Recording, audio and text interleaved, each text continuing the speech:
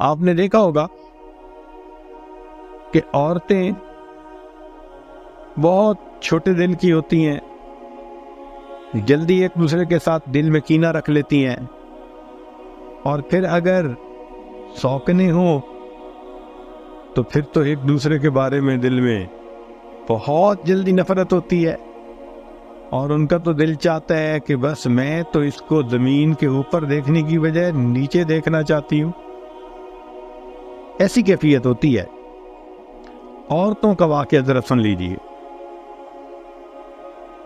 ایک آدمی تھا، بزنس مین تھا، وہ ایک علاقے سے فصل خریدتا تھا، مکئی، گندم، اجناس خریدتا تھا، اور پھر اپنے شہر میں آ کے اس کو 6-8 مہینے بیچا کرتا تھا۔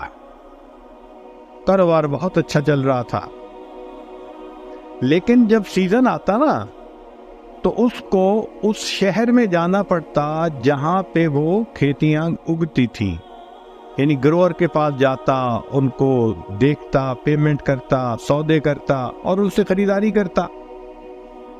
اس میں اس کو 3-4 مہینے لگ جایا کرتے تھے۔ اس نے یہ فیل کیا کہ بھائی گو میری بیوی بہت خوبصورت بھی ہے اور اچھی بھی ہے، نیک بھی ہے، لیکن یہ جو کاروبار کی وجہ سے مجھے 3-4 مہینے وہاں جانا پڑتا ہے تو میرے لیے تو وہاں مشکل ہے پاکیزہ رہنا، تو گناہ تو میں نے کرنا نہیں، اس لیے بہتر ہے کہ میں وہاں پہ بھی شادی کر لیتا ہوں۔ اور پہلی بیوی کو بتانے کی ضرورت اس لیے نہیں کہ میں 3 مہینے کے بعد پھر اسی کے ساتھ جا کے رہوں گا، اس کو کیوں پریشان کروں۔ اس نے وہاں پیغام بھیجا کسی کی طرف نکاح کا، اور اس کو بتا دیا کہ یہ میری زندگی کی ترتیب ہے، میں اتنے مہینے یہاں رہوں گا، مگر جب چلا جاؤں گا تو تمہارے کھانے پینے کی ذمہ داری میں اٹھاؤں گا، مگر میں نہیں ہوں گا، مجھے جانا ہوگا، اگر قبول ہے تو کر لو نکاح۔ وہ عورت بھی بے سہارا تھی، اس نے کہا چلو کوئی مجھے سپورٹ کرے گا، میرا خاوند بنے گا، میں اس کی وجہ سے عزت جو ہے اس کی زندگی گزاروں گی، مجھے اپنی عزت کے بارے میں خطرہ نہیں رہے گا۔ وہ نکاح پہ تیار ہو۔ خیر اس نے نکاح کیا، اس کو مکان لے کے دیا، گھر میں چیزیں ساری ڈلوا دی، 2-3 مہینے رہا، بالآخر اپنے وقت پہ یہ واپس آیا۔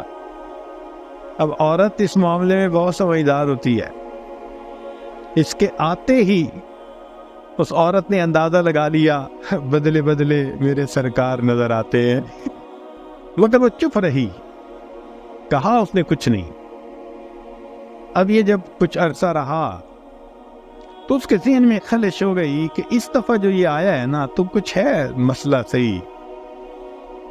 اگلی دفعہ پھر ایسا ہی ہوا تو پھر اس کے دل میں شک کی بجائے پک ہو گیا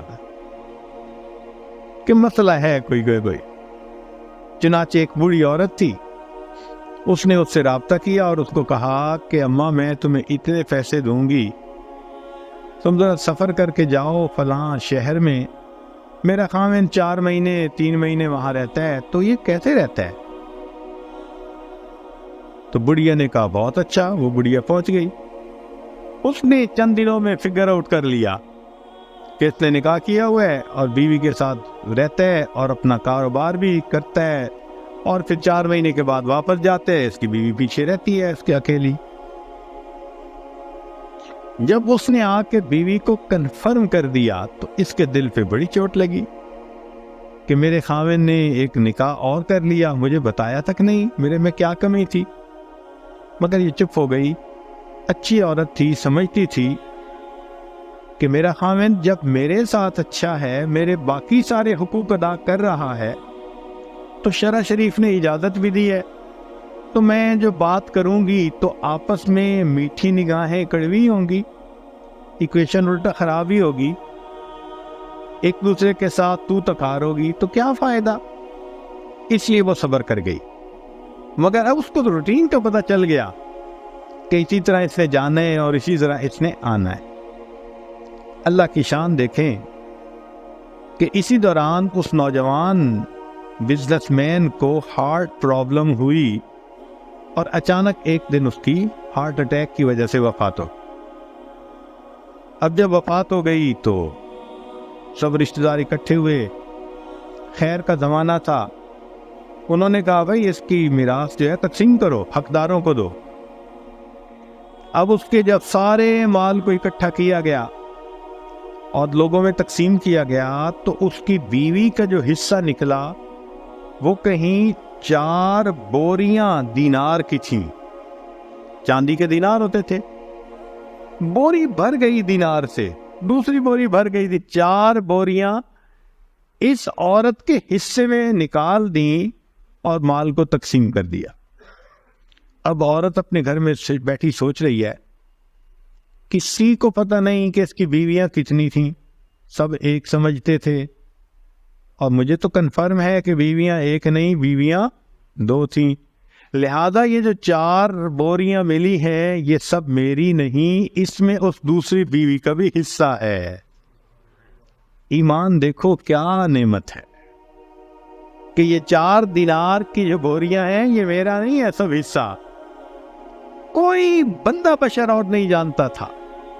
عورت نے کہا مجھے تو پتہ ہے نا، لہذا اس نے اسی عورت کو بلایا اور بلا کے کہا کہ میں تمہیں اتنے پیسے دوں گی اجرت، تم کسی مرد کو لے لو، مزدور کو، اور یہ 2 بوریاں اٹھوا کے لے جاؤ، اور اس کی جو بیوی ہے نا وہاں، اس کو جا کے اس کی اطلاع بھی دو کہ خاوند فوت ہو گیا، اور بتاؤ کہ اس عورت نے تمہارا حصہ یہ 2 بوریاں دینار میراث میں سے بھیجا ہے۔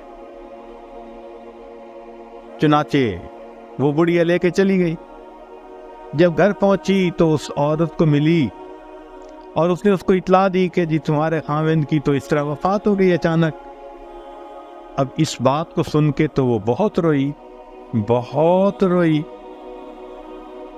جب کافی رو لیا، تھوڑا صبر ہوا، تو اس وقت اس بڑھیا نے اس کو کہا کہ دیکھو اس کی جو پہلی بیوی ہے نا، اس کے حصے میں 4 بوریاں آئی تھیں، مگر اس کو پتہ چل گیا تھا کہ تم بھی اس کی بیوی ہو، لہذا اس نے 2 بوریاں تمہارا حصہ تمہیں بھیجا ہے۔ اس پر وہ اور بھی کچھ روئی کہ اس کی بیوی کتنی اچھے اخلاق والی اور کتنی دیندار عورت تھی کہ کسی کو پتہ نہیں، اور اسے 2 بوری دینار کی مجھے بھیج دی۔ تو پھر جب رو کے تھوڑا صبر ہوا تو کہنے لگی کہ اچھا میں بھی آپ کو اجرت دوں گی، آپ یہ 2 بوریاں لے جائیں اور اس پہلی کو واپس پہنچا دیں۔ 2 بوریاں لے جائیں اور پہلی کو واپس پہنچا دیں۔ اس نے کہا کیوں؟ کہنے لگی اس لیے کہ لاسٹ ٹائم میرا خاوند جب یہاں سے جدا ہونے لگا تھا، کوئی تکرار ہو گئی تھی، ایکسچینج آف ورڈ ہو گئے تھے، جس پر اس نے مجھے طلاق دے دی تھی، اور یہ بات میرے سوا کوئی نہیں جانتا، میں اس کی بیوی نہیں ہوں، لہذا یہ دینار کی بوریاں پہلے کا حق بنتا۔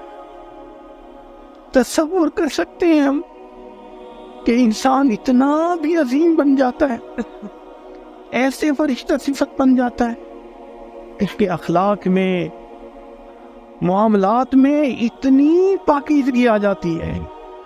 اللہ اکبر کبیر۔